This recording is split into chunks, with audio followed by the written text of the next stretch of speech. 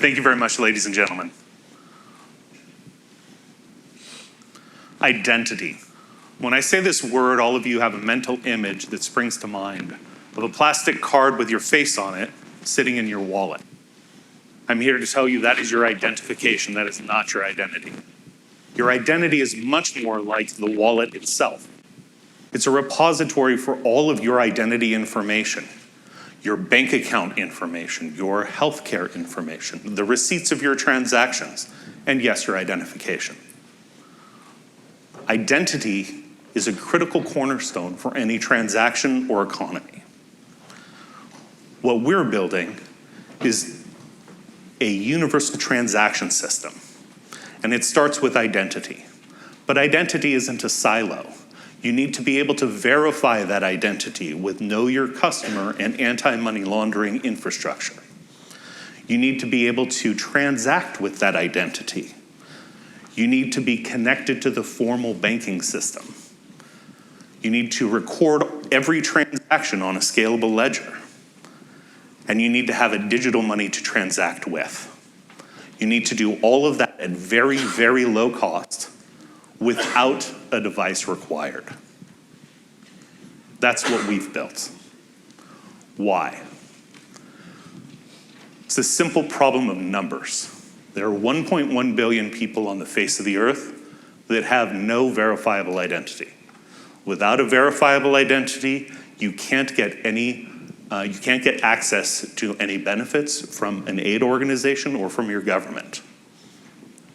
There are 2.6 billion people that don't have a bank account.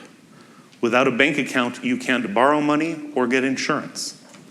So you're locked out of many of the things that the modern digital economy can provide to you. And there are 5 billion people that lack access to a smartphone or the ability to pay for the monthly network connection. We've solved this problem by building a platform comprised of 3 components. The first, Everchain, is a distributed ledger capable of storing tens of billions of transactions that are generated by EverWallet, our transaction tracking and value exchange platform. And EverID, which is our identity system that verifies that the person doing this transaction is who they say they are. At the heart of EverID is what we call the identity datagram. Think of it as an elastic repository for all of the information about your identity. Everything from a 3 gigabyte MRI to a 2 byte telephone number can be stored in it. And most importantly, atomically shared.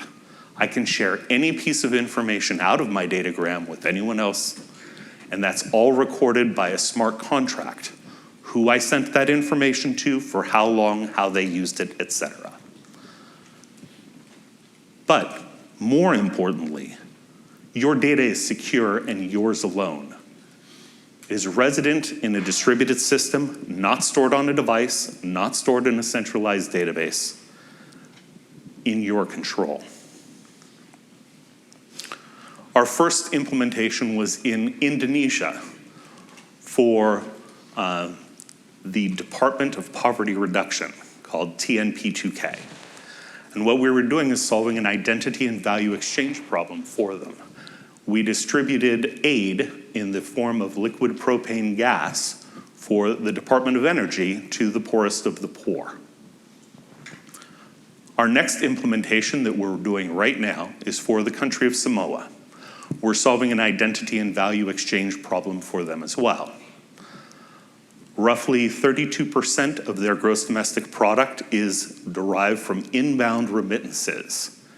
And we are building the Know Your Customer utility for all of those remittances to be regulatorily compliant. An individual uses our mobile phone application on a smartphone provided by one of our partner organizations. And in a 90-second window, they're able to enroll themselves, capturing their biometry of their face and their fingerprints, as well as demographic information and banking information.